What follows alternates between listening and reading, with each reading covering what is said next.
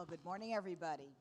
I am extremely excited about this panel because, as the tee-up was all about, we are finally, after all these years, I've been coming here for 13 years, so I think I get some kind of prize. There's some others who are also long-termers. The whole idea of, we are talking about diversity, but now we're moving into the much harder issue of inclusion. And that means not only box ticking, but making sure that we have diverse groups that really can be included and feel like they can speak up in the workplace. Not just show up and say, oh, we have, a diverse workforce. What are you talking about? The question is really getting the creativity and ingenuity and different ways of thinking from these people. So we happen to have some fantastic major players who are path-breaking in terms of this issue, because someone has to lead the way. And we have companies here who have been with the Women's Forum for years, and we happen to have forever. No, L'Oréal has really been here from the beginning. So thank you, L'Oréal. Really. You're welcome. And we also happen to have a wonderful journalist who is in the ad business, who is going to give us a very different perspective. So I'd like to introduce, of course, Karima Sylvent, Chief HR of AXA and debater par excellence. Give her a special round of applause. She did an amazing job yesterday. And then we have, of course, Caroline Gaye, country manager of France for Amex, another major company. Jean-Claude, well, no, I have been introduced. Jean-Claude Legrand, executive VP for HR of L'Oréal. And last but not least, Claire Beale, who is the global editor-in-chief of campaigns and is going to give us a very different perspective. So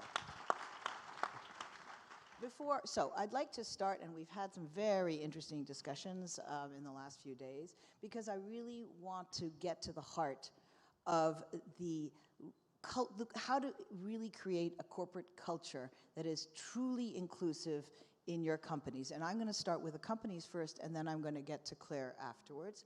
But this is the toughest thing, right? Because you can have wonderful people, but you've got to get them to speak up. So can you share with us how to create that corporate culture and operationalize it?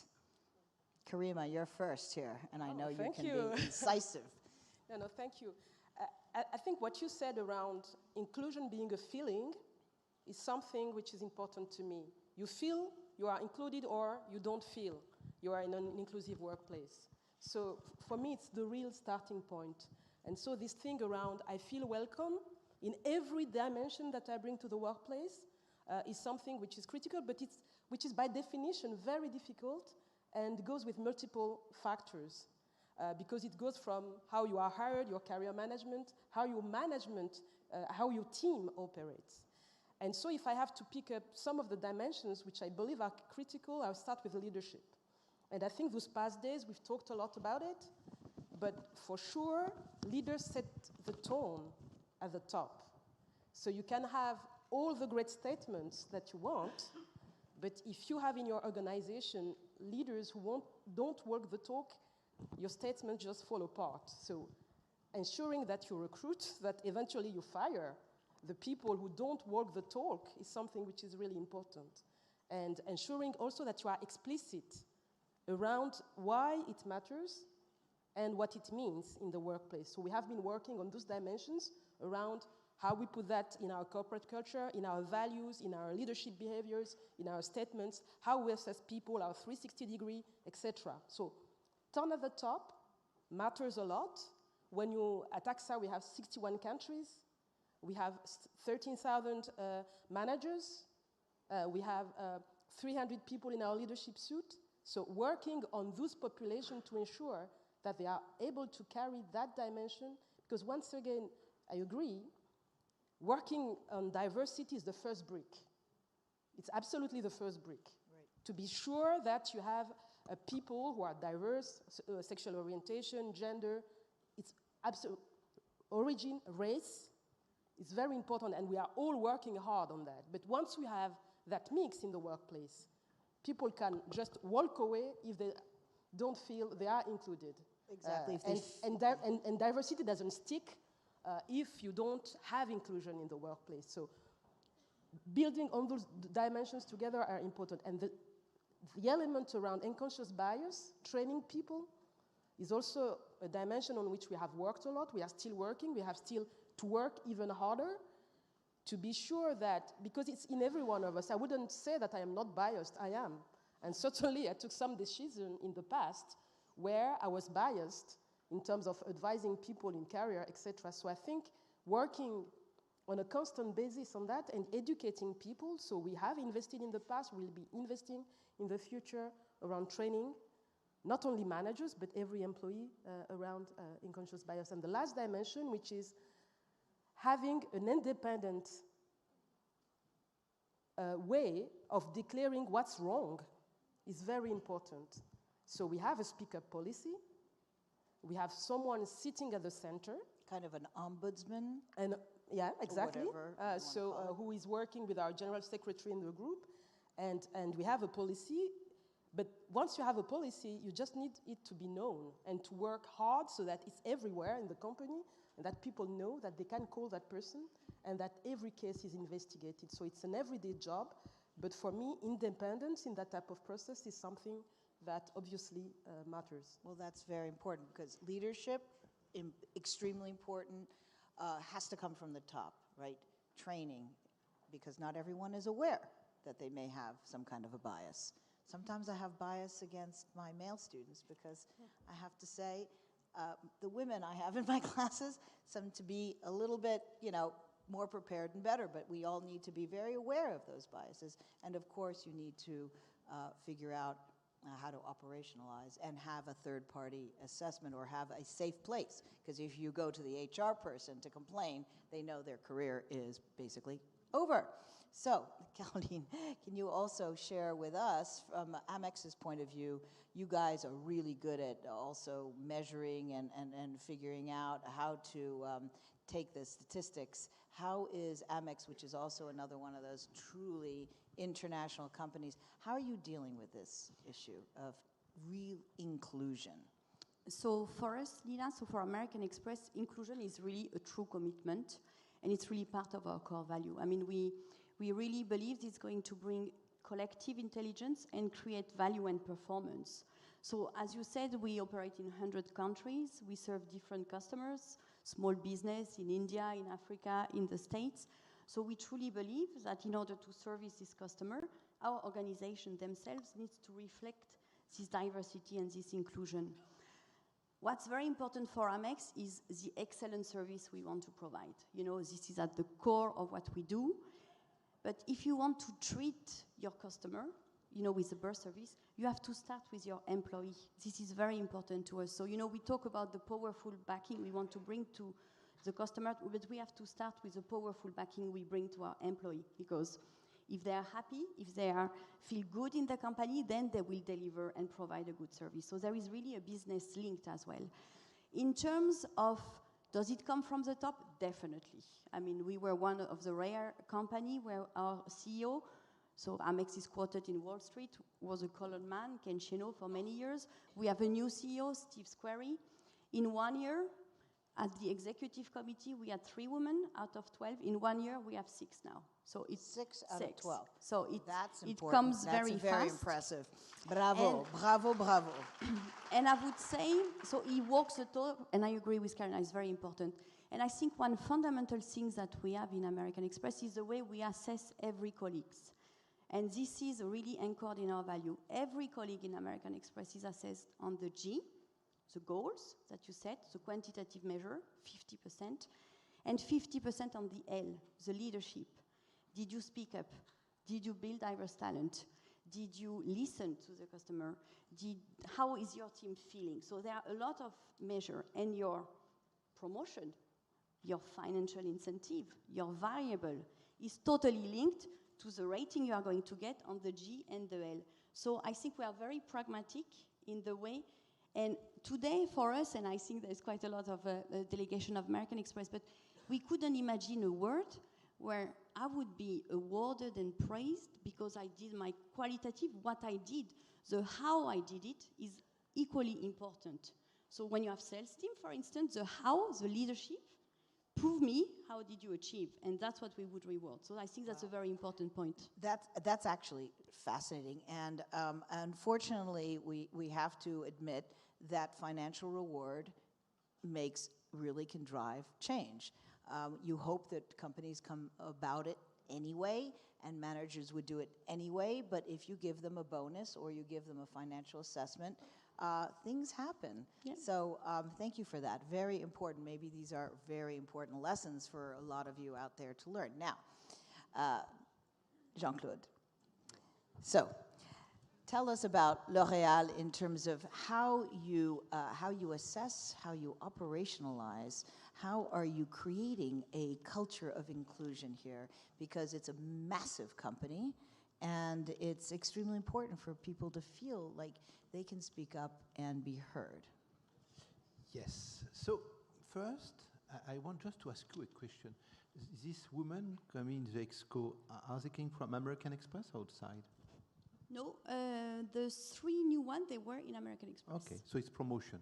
Yes. Okay, This is great. extraordinary because as we've seen It's that important. there was 4% of women in the top teams, the top management, and then thanks to quotas, you could get the boards. But if they come out of the executive No, because team, that's- executive committee, it's emblematic, but for me it's 10 times easier than when we are speaking with people like Karima about 300 managers.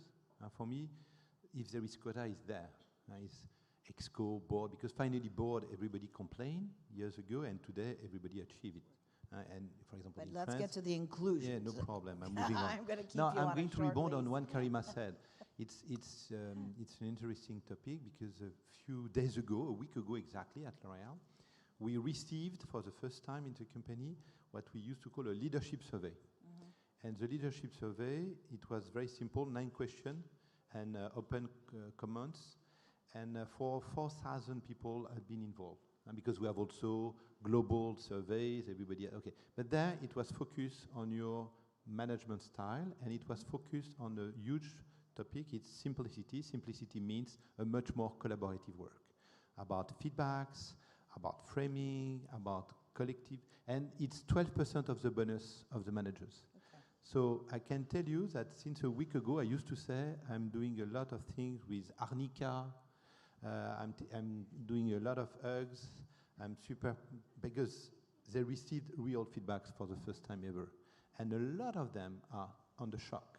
And because like always, in a L'Oréal competitive company, the people, they want to know if there is a kind of global mark. No, there isn't. We are not at school anymore. But it's just to listen what the people have to say to you. And what is the survey telling you? The survey tell feedback is super poor, both giving and especially asking feedbacks. A lot of the managers are not there in order, when we are speaking about inclusivity, to be close to people and also to ask, and not to be the top, the boss, but to be close and to be in a kind of inclusive mode. There is also a lot of question about your leadership style. So it's a kind of tsunami, because for the first time ever, we can discuss also about the fact that it's anonymous. Well, anonymous seems to be an obvious factor. You have to make it's a it question. anonymous.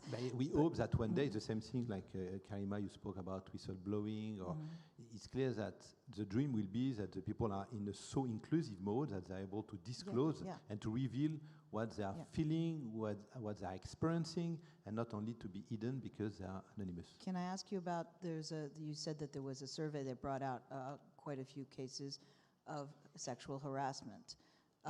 This is an important issue now. Quite a few. In a huge company, maybe not, but still the fact that it came out is important. But yes, no, it's something I can share today, but we are doing that for 2 years, and I think it had been probably, if you're asking to L'Oréal people, the most important things for them coming from HR and coming from ethics, and because there is a chief ethics officer.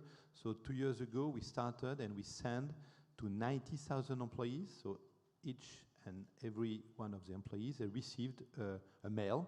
It's a very simple mail. It's only one page, and it's a memo. And on this memo, we are explaining to the people how many cases do we have in terms of sexual harassment, for example. So at L'Oréal last year it had been 17. 17. Yeah, 17. And how many discrimination cases? So we are clearly communicating to everybody what is happening in the company. Well, that is So it's a phenomenal. That's actually, I haven't heard about that in many companies, and very transparent, may I say. So chapeau, because that's very important. No, especially the people, it's great for the people because there is this kind of ethic line, there is this kind of speak up, there is this kind of whistleblowing. It's existing for years, but in the mind of the employees, there is no necessarily consequences. For the first time, we used to say, there is one, and what are the consequences? I can tell you that when somebody is receiving in Thailand or in Colombia, because we are like you in 120 countries, the fact that there is 17 reported incidents in sexual harassment, and after there is clear consequences because the people left the company, they said, wow, it's real. It's not only bullshit or it's not only blah blah. Something is happening when I'm speaking about that. Phenomenal. So thank you for that. And really, I hope people will do more of these kind of we can do open all of questionings. Yeah, everyone can do it. It will be great. These are best. I'm going to go through again another questions, and then I'm going to get to a very, very patient Claire. But I wanted to talk about the business case because the business case is very important, and you already touched about this because when you're measuring and assessing, sometimes then you see people leave the company. That you've trained these people for years. Mm-hmm. So there's a loss to the company of probably very talented people, creative talent, and people who felt that they did not belong, and on sexual harassment, definitely that there were no consequences. Right? Discrimination of any case. The people, they don't want to have any compromise about that anymore. So, Karima, business case. So convince these people who might say, okay, we've gotten to the diversity, but what is this inclusion stuff? Can you sort of help make the business case on why inclusion is that next step and so very important? Maybe I will take two concrete examples. The first one is, I think everyone in this room has an insurance policy. We are in the insurance business. It's all about life. It's about your health. It's about your housing. It's about protecting your family.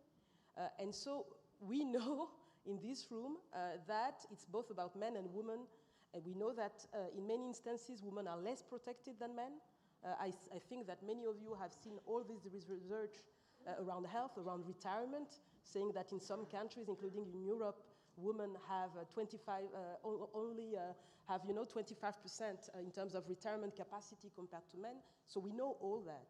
So tangibly, having more gender diversity in the workplace has helped us be better at protecting families and women, because we imagine our products differently, because we sell them differently, and in some capacities having women in sales, so we are taking some commitment to increase the percentage of women that we have in the sales, because we have seen the power of having women facing men and women to discuss about protection and how people are protected along their life cycles. And if I take, for example, SME businesses across the world, where we see in Africa, in Latin America, in Europe, many women going and creating their own businesses, having people who are true advisors who can... So we have built a lot on that, and for us, it has been tremendously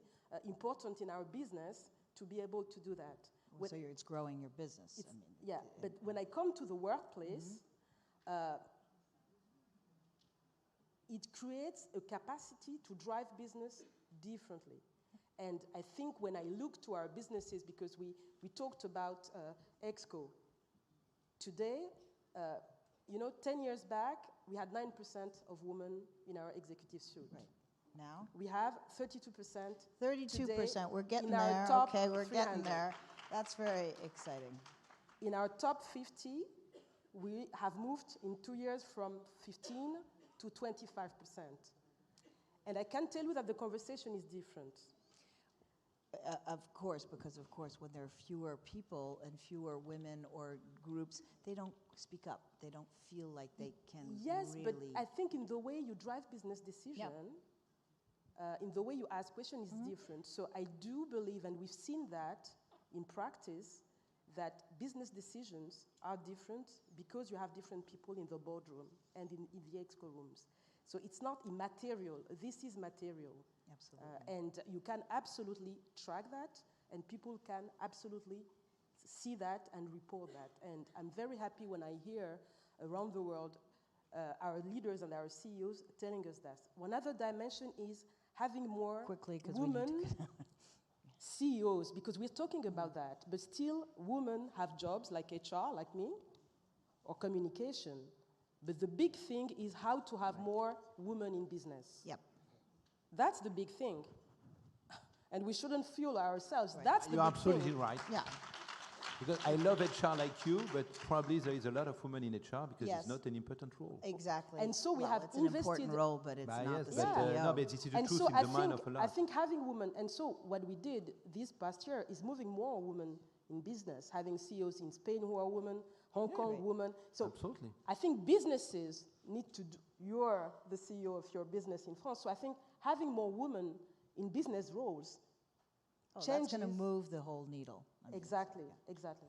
Yay. Okay. So, having more women running Yes, countries. And here I for was Amex. promoted managing director of American Express. I was pregnant. So I Okay, think that when I is mentioned fabulous. the example of the exco The and how trust. it's important from the top.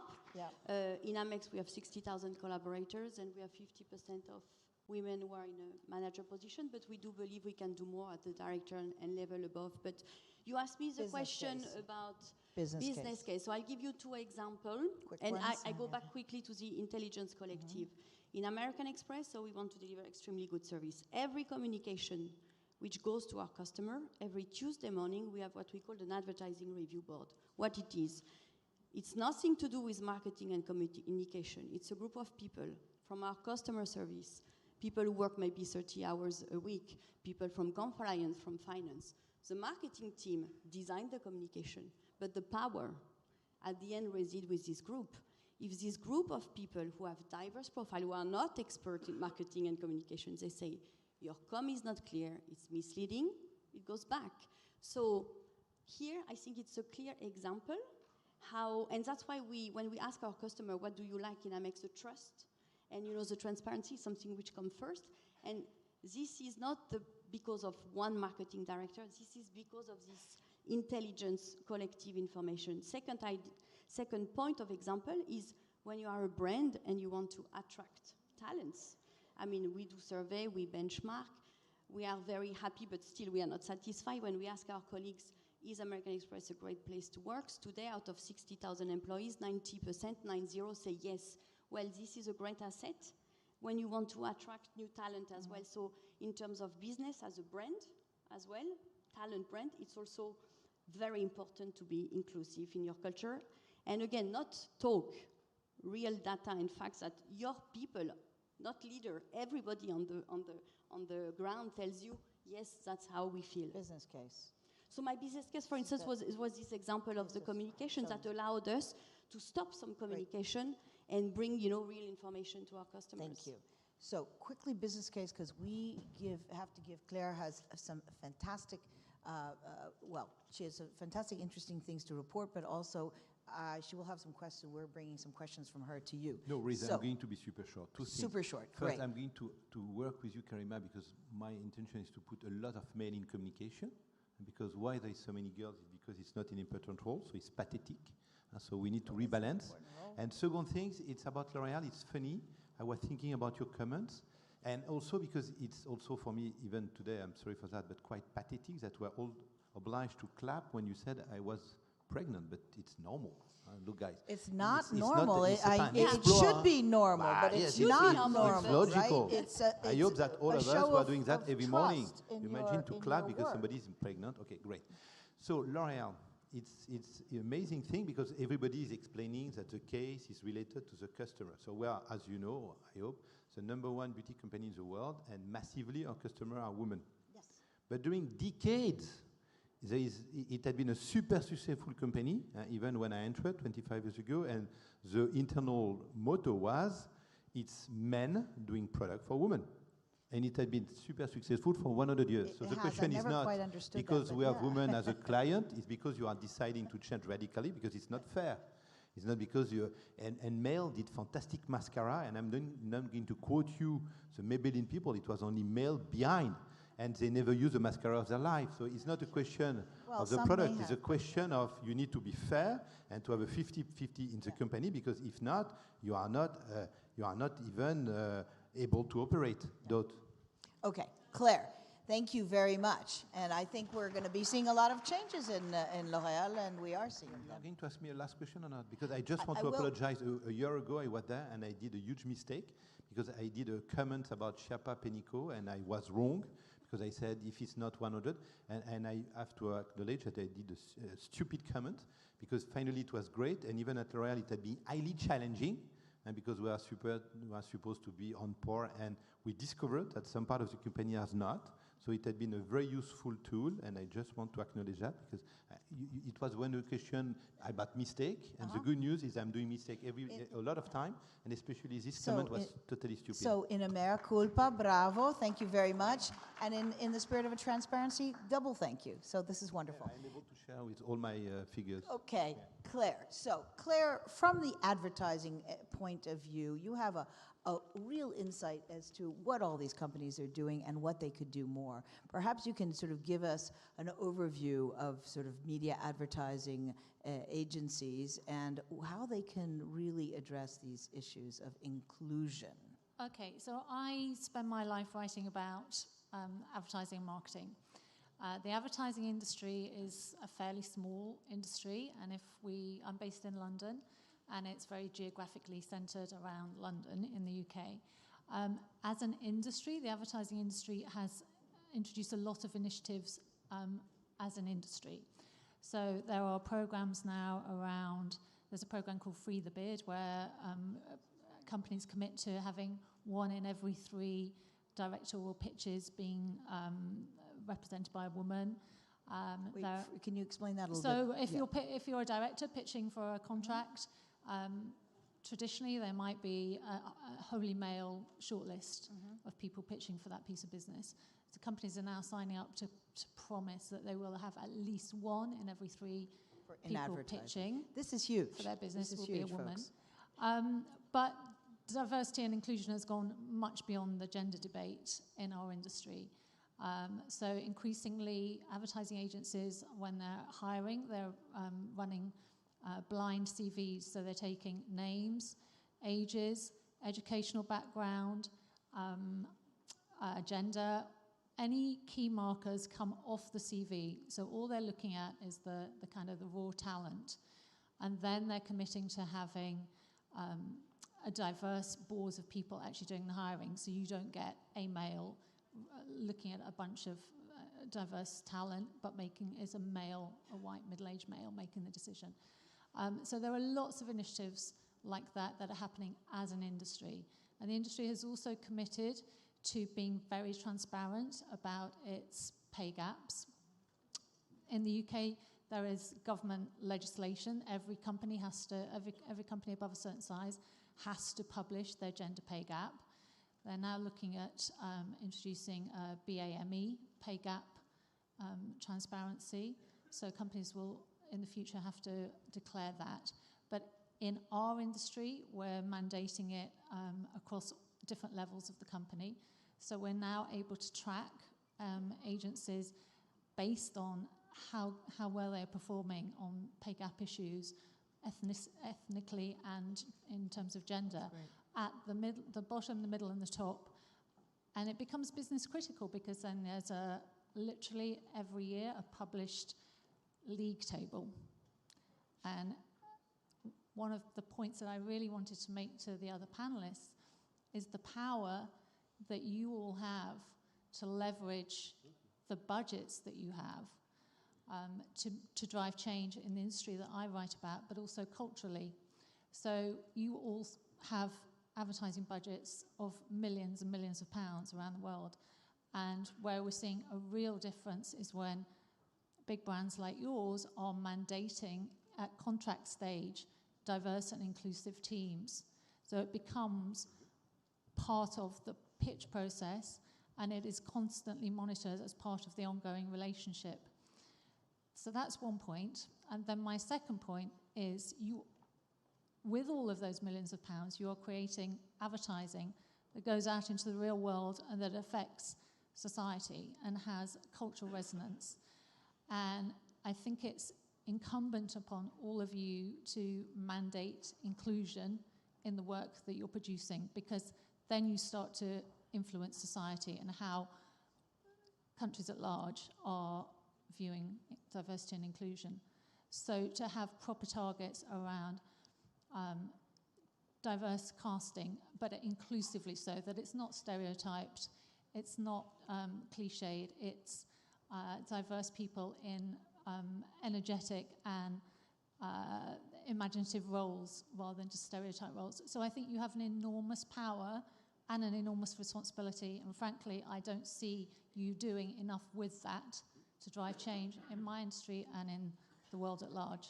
Claire, thank you so much, because I'm this going to is rebound. critical. Yeah. No, because it's a very important topic, and I can tell you that it's probably one of the most complicated in my role, because I'm working on diversity and inclusion for 20 years, and advertising, L'Oréal is one of the biggest company in advertising, and we have this slogan, for example, for L'Oréal Paris, because I worth it, and I'm going to quote you two things.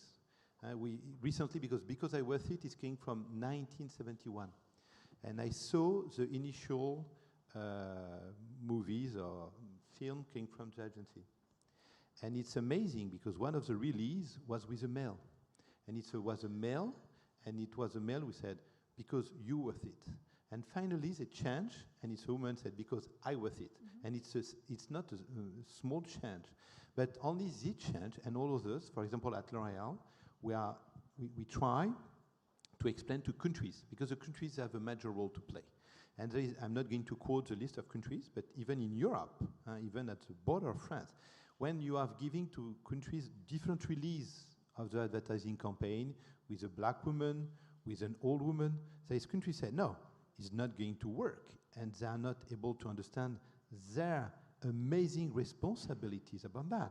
Because it's clear that if beauty is only white, young women, we are not doing the job. So it's an intense conversation, and because when we said last time about consumer, and so is it our responsibility to ask the consumer about what the future will be about diversity and inclusion, or we said, no, consumers are expecting this vision of beauty, and only the same vision beauty for years. So it's internal amazing battles, and more I'm sharing these figures with the CEO of the company, say, why in this specific country there is never ever an advertising campaign, because, for example, the L'Oréal Paris, there is 20 or 25 different models. They are all the same. So we are doing different releases. And last thing about that. Yes. Yeah. But it's highly important, exactly what you said. It's also going from outside. It's clear that all of us, we need to change, and not always to have the same expectation, and to be vocal about that. Mm-hmm. It's not only about ingredient, not only about Yuka or this kind, it's also about this kind of relation about advertising. So congratulations for your work. No, I'm ready to sign advertising leverage is huge. All of you can really, this is what we call leverage. And that's a whole different budget. And you can please use it, because this was a call to action really from Claire to all of you. And I remember that wonderful Ariel ad in India of men trying, get them to do the laundry because this father was seeing his daughter coming in from a work day and having to do the laundry. And it was phenomenal. And I think that's what really, really changes people's mindset. The power of advertising is massive. So we're going to do a quick call to action here, because that's what we're here for, to really sort of inspire others, but also to sort of mark your time here. And next year you're going to come back, we hope. And what do you see as the next priority that you want to focus on the inclusion issue? Karima. I will come to that, and I will try to be concise. But first of all, I just wanted to say that I subscribe 100% to what you just said. both on what we did and what we need to do more. On the call to action, there are two dimensions for me which are important, on which we decided consciously to work next year or in the coming years. The first one is pay equity, and you mentioned it. And I think many companies are talking about it and have been working about it. What we have decided at AXA after an analysis that we conducted this year, we took time, is to say that we take the commitment to fix all unjustified gaps by 2023, knowing that in some countries it's already done. We have assessed our gap at 2% in average everywhere in the world, so being fully transparent about it. And in some countries, we have been working hard. In France, it's the case. We have agreements signed with our social partners. We dedicate budgets. So what we have decided is to have separate budgets, really separate. It's important not to mix those budgets with the standard budgets that you have for general increases or the performance budget. So dedicated budgets in all our 61 countries in the world to fix unjustified gaps. And most importantly, to work in all processes, because in fact, it's not a photo. Once you have measured, it can change every morning because you recruit, you promote, people retire, and you can recruit people who bring the gaps that they have carried across their career, their life, their maternity leaves, etc. So setting the processes right to be sure that you don't reproduce the gaps is the hardest part of the job. So we are working hard to make this happen, and this is for us a true work for all our leaders and managers across the world. The second dimension is in terms of call to action is authenticity in leadership. Because I do believe we will never get there in terms of inclusion if people are not more genuine, men and women, if we don't work on what I would call, the capacity of people to uncover, to play less, to be more natural in the workplace. So we are investing heavily in leadership programs to train our people and to make them go through immersive feedback sessions to first discover self, grow themselves, to be able to be more authentic, more vulnerable in the workplace. So these are the two Fantastic, dimensions Karima. on which we are working. Fantastic. Okay. Not easy. None of this is easy. But thank you for venturing out and trying to find the right way. Now. So for us, we are putting the message to all our women in the organization to be more ambitious for other women. That if you are in a position of leadership, first, walk the talk, show and give, through mentoring, networking, communities, really the opportunity to discuss and grow these people and even tell them, and I have a delegation here of top talents, we believe in you, we can really think you can go further. So I think that's one thing, being more ambitious for women. Second thing, we have a training right now that we are delivering all across the world about indeed the unconscious bias that we all have. They are there, men and women. And so me as a woman, I have unconscious bias, and how as leaders we work on them and we recognize them. So that's the second big element we are rolling out. And the third, I would say, which is more personal, but as a mother and with my father and as a father, I think we really have a strong responsibility for our kids to show the way and embrace ourselves inclusion, and so for them it will be natural as they grow up. Thank you very much. Absolutely. Let's hope it all becomes natural, right? So you have a wonderful message about transparency, I believe. No, just one word. About well, we have no, may I agree. 1 No, minute. I'm going to take 5 seconds. Okay. More. Look, no, I agree with your idea, but I don't think that the solution is extra budget or things like that. If there is no 50-50 at the top, not in Exco, it's impossible to be on par for salary. So it's the difficulties we have, because some countries like China with 12,000 people, we are equal because there is 50-50 at the top on the 100 position, for example. And because this is a barrier there, it's not a question of budget. Thanks, Jean-Claude, for giving me the opportunity to precise that. On top of that, we have targets to reach gender parity everywhere in the world. If there is no parity, there is no on-par salary. On both dimensions. Thanks for giving me because the both are opportunity linked. to be more precise. Yeah, both are linked. And it's one of the, no, but it's important because one is the consequences of the other one. And my last thing is only to do the same. Yep. Why not you pushing your company, say, I need transparency about all these cases. This letter is very Yes, important, that's so it. thank you. Claire? Okay, so I think you need to incentivize your leaders on recruiting and retaining diverse talent. There needs to be personal skin in the game.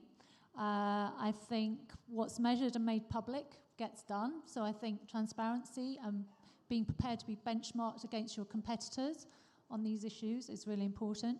I think you need to build into your contracts with your suppliers proven and sustained diversity. That needs to be a contractual commitment between you and your suppliers. And I think you need to mandate inclusive advertising with all these millions of pounds you have. And I think that the pay gap and the public ethnic and gender pay gap issue is absolutely crucial, and that needs to be open and transparent and honest. Thank you, Claire, and thanks to an amazing panel, because you've really started pushing us all to do better on the whole very, very difficult question of inclusion, which clearly has to be measured, because what isn't measured doesn't matter. It has to get to a certain amount, not just a few little percentage, so 50-50, that's great. And just have the culture of people, of transparency is extremely important. Things go wrong, you have cases, you have to be very transparent with your employees and together improve it. So this is what we're all talking about. This is very hard. We hope to see more advertising that is really sort of through a gender lens and more inclusive. That's all extremely important. We need to do better, and it seems like a lot of these companies that are on stage are definitely the forefront of trying to do better. Yes, to paraphrase a phrase, yes, we can. So we can do this. Thank you very much.